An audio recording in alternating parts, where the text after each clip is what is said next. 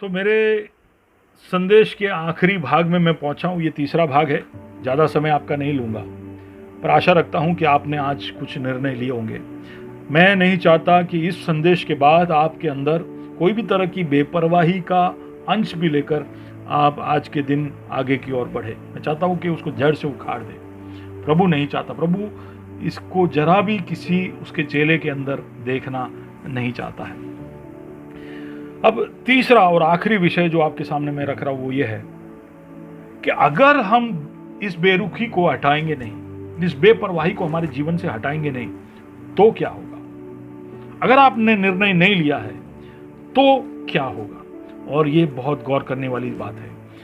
दो और बात बोलकर मैं ये समाप्त करता हूं। अगर हम इस बेरुखी को हमारी जिंदगी से नहीं हटाएंगे तो इसका इफेक्ट जो है, उसका प्रभाव जो है आपके बहुतायत पे पड़ेगा।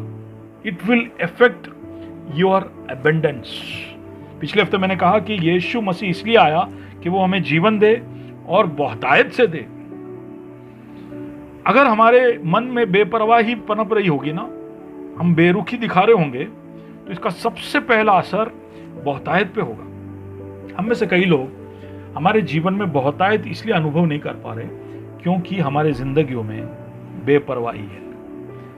We are not able to enjoy abundance because we are nurturing apathy, indifference, I don't care attitude. कलीसिया में जो होता है होने दो, मेरा जिंदगी जब तक सुरक्षित है ना, वो हेज़ेकिया, राजा हेज़ेकिया जैसा वाला सोच, बिल्कुल खुदगर्जी। तो हमें ये बदलना है, इसको हमारे जीवन से निकालना है, क्योंकि ये हमारे बहुतायत पर असर छोड़ रहा है। अब जब हमारे जीवन में बेपरवाही होगी तो बहुतायत को आने के लिए हम दरवाजे बंद कर रहे हैं। We are closing the door to abundance. और इसको समझना है तो हग्गाई की ओर वापिस समझाए। हग्गाई का पुस्तक 1 अध्याय उसके 6 कलम में ऐसा लिखा है, तुमने बहुत बोया परंतु थोड़ा काटा, तुम खाते हो परंतु पेट नहीं भरता, तुम पीते हो परंतु प्यास नहीं बुझती, तुम कपड़े पहनते हो परंतु गर्माते नहीं, और जो मजदूरी कमाता है वो अपनी मजदूरी की कमाई को छेद वाले थैली में रखता है। आप समझ रहे हो क्या हो रहा है? आप बोते हो पर थोड़ा काटते हो, पेट भरता नहीं, प्यास बुझती नहीं, कपड़े लगाने पर भी गर्माते नहीं, ठंडी अब भी लग रही है, और आपकी मजदूरी आप एक ऐसे थैली में डाल रहे हो, ऐसे छेद वाले थैली में डाल रहे हो कि आपकी कमाई धीरे धीरे कर उस थैली में से, समझ में आ रहा क्या हो रहा है? आपके जीवन में बेपरवाही होगी तो आपके जीवन में बहुतायत आ नहीं पाएगा, क्योंकि अगर आप चरवाहे की आवाज को नहीं सुनोगे, उसकी आवाज को पहचान नहीं पाओगे, उसके हित को समझ नहीं पाओगे, उसके तरफ आप बेरुखी दिखाते हो, बेपरवाह हो कि चरवाहा आपको कहां लेकर जा रहा है। याद है ना भजन संहिता 23 के अंदर का चरवाहा जो तुम्हें बहुतायत में लेकर जाता है। तो आप लापरवाही या बेपरवाही दिखाओगे तो आप क्या उम्मीद रखकर घूम रहे हो कि आप कुछ भी कैसे भी जियोगे और बहुतायत आते रहेगा?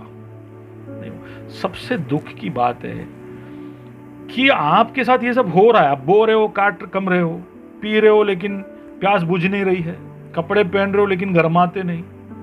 ये आप महसूस कर रहे हो। आप कमाते हो, आपकी मजदूरी थैली में डालते हो, लेकिन उस थैली में छेद है, लेकिन आपको पता ही नहीं चल रहा है।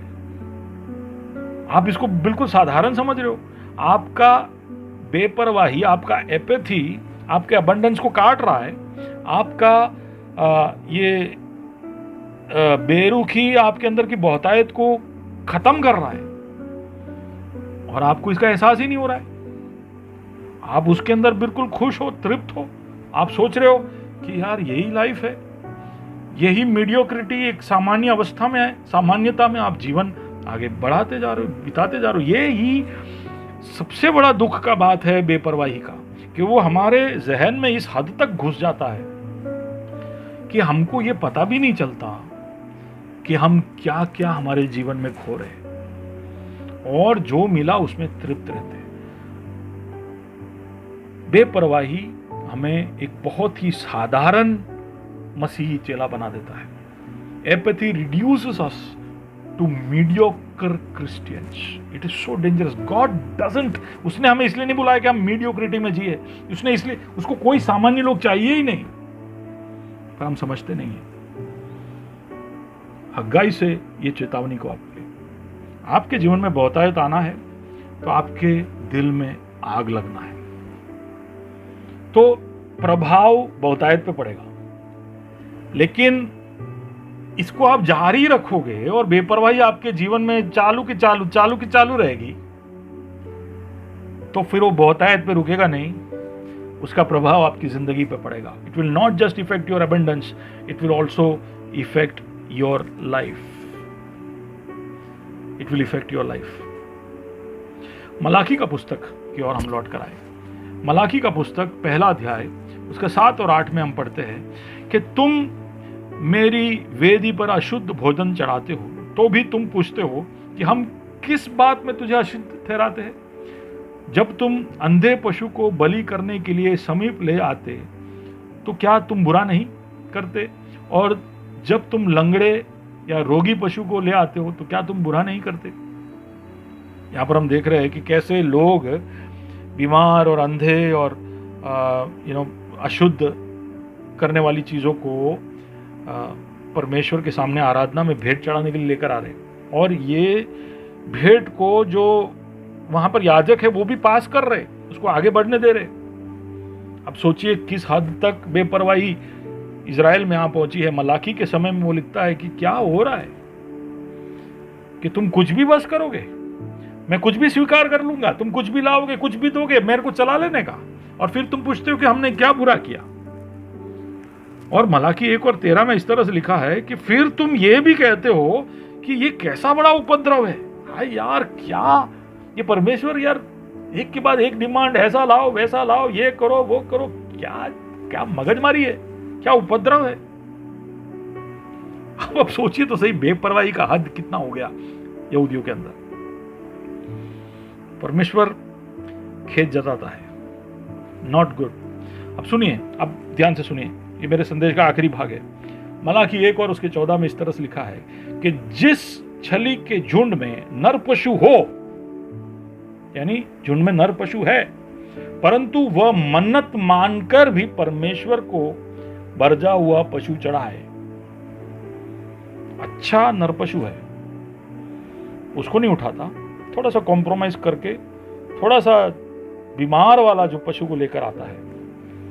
यहोवा कहता है ऐसा व्यक्ति शापित है, कि इज कर्स्ड। ये पढ़कर मैं डर गया। हमारे संदर्भ में इस वचन को हम सोचे, एक बहुत ही डरावना सवाल है परमेश्वर की तरफ से कि क्या हमारे पास अच्छी चीजें हैं और उन अच्छी चीजों को नजरअंदाज कर कर कॉम्प्रोमाइज की हुई चीज क्या हम प्रभु को पेश कर रहे हैं। क्या आज आपने जो गाना गाया वो आपका बेस्ट गाना था? आज आपने जो स्तुति किया वो आपका बेस्ट स्तुति था? क्या आज आपने जो प्रार्थना उठाई वो आपका बेस्ट प्रार्थना था? क्या आप अपने आप को आज जो पेश कर रहे हो वो आपका बेस्ट वर्जन है? तो नरपशु है आपके अंदर, आपका बेस्ट वर्जन आपके अंदर है, लेकिन आप उसको दे नहीं रहे हो और आप कॉम्प्रोमाइज किया हुआ, जल्दी हड़बड़ी में जो मिला वो आकर पेश कर रहे हो, ऐसे वैसे गाने पेश कर रहे हो, ऐसे वैसे प्रार्थना रख रहे हो, कोई तैयारी नहीं, कुछ भी नहीं। अरे परमेश्वर है ना, मेरा पिता है ना, स्वर्गीय पिता समझ जाएगा। बेपरवाही, गुनगुनापन, बहुत खेद है प्रभु को। उसने हमसे प्यार करते वक्त कोई भी तरह की बेपरवाही नहीं दिखाई। उसने अपना सब कुछ जी जान लगा कर दिया है, और उसके प्रतिक्रिया में वो नहीं चाहता कि हम हाथ फैलाकर बिना कोई तैयारी के, बिना कोई सोच के, बिल्कुल बेरुखी और बिल्कुल अवहेलना ना करने जैसे उसके सामने आकर अपने आप को पेश करें। परमेश्वर बड़ा सख्त है, ऐसा करने वाला कर्स्ड।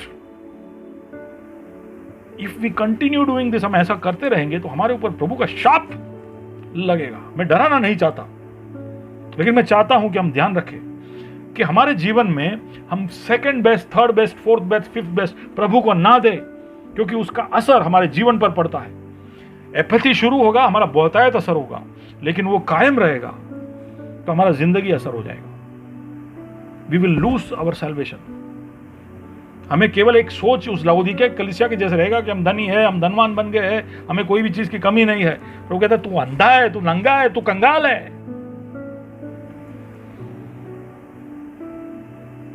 मैं नहीं चाहता कि कोई भी ऐसी एक परिस्थिति में आकर कॉर्नर हो जाए, और इसलिए ये संदेश मैं आपके सामने लेकर आया। मैं जानता हूं जरूरत से ज्यादा समय मैंने आपका लिया है, लेकिन ये संदेश आप तक पहुंचाना भी जरूरी है। बहुत सारे कलम मैंने लिए, काइन से लेकर लवोदिकिया की कलीसिया तक, और भी मेरे पास बहुत उदाहरण थे, लेकिन मैं आशा रखता हूं कि मेरे दिल में जो बोझ था वो मैंने आपके सामने रखा। हम कद्यपि भी ऐसा एक जीवन नहीं जी सकते जिसमें हम बेरुखी के साथ प्रभु के सामने बढ़ते जा रहे हो। हम बेपरवाह होकर प्रभु में ना बढ़े। प्रकाशित वाक्य 3 और उसके 20 में ऐसा लिखा है, देख मैं द्वार पर खड़ा हूं। वही लवोदिकिया को कह रहा है, मैं द्वार पर खड़ा हूं, खटखटाता हूं। पिछले 8 हफ्तों से मैंने प्रभु के आगमन के साथ जुड़ी हुई बातें कही है, और आज भी ऐसा ही है। आज का संदेश भी उसके आगमन के साथ जुड़ता हुआ ही है। जब वो द्वार पर आए, वो खटखटा रहा हो, तो ऐसा नहीं होना चाहिए कि उसके लोग गुनगुना है। You should not be lukewarm. कहता है कि देख मैं द्वार पर खड़ा हूं, खटखटाता हूं, यदि कोई मेरा शब्द सुनकर द्वार खोलेगा तो मैं उसके पास भीतर आकर उसके साथ भोजन करूंगा और वो मेरे साथ। वो आएगा अंदर, हम जब खोलेंगे वो आएगा अंदर। वो आएगा तो हमारा स्केड्यूल डिस्टर्ब हो जाएगा। वो अंदर आएगा तो हमारा लाइफस्टाइल चेंज हो जाएगा। वो अंदर आएगा तो हमारा टाइम टेबल बिगड़ जाएगा। अगर वो ज़्यादा समय हमारे साथ रुक गया तो हमारे प्रायोरिटीज चेंज हो जाएंगे। कई बार हम इसलिए खोलते ही नहीं, यार ये अंदर आ जाएगा तो परेशानी हो जाएगी, जिंदगी बदलना पड़ेगा, सोच बदलना पड़ेगा, बोली बदलनी पड़ेगी। पर कब तक उसको खटखटाने के लिए, आप दस्तक देने के लिए आप उसको बाहर खड़ा रखोगे? जैसे पाउल ने कहा, समय ज्यादा नहीं है, और इसलिए हम सगर्म होकर मन फिराकर प्रभु की ओर लौट कर आए। इस आवाज को, इस वाणी को जो आज आपने सुना है, उसको ठुकराए नहीं। आज के बाद कभी भी ऐसा नहीं होना चाहिए कि प्रभु के राज्य के विषय में आप ऐसा कोई भी तरह का स्वभाव या बर्ताव दिखाए जिसमें ऐसा लगे कि आपको परवाह नहीं है। may God bless you।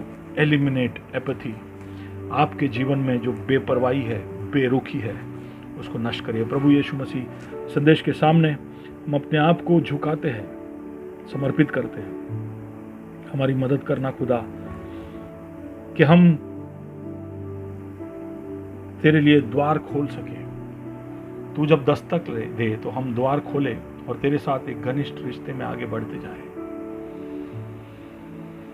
हमारे अंदर से बेपरवाही को, एपैथी को जड़ से उखाड़ कर फेंकना, हमें कोई भी गुनगुना ना रहे। बहुत सारी बातें हमने देखी जो तेरे हित के विरुद्ध है, उसको हटा देना।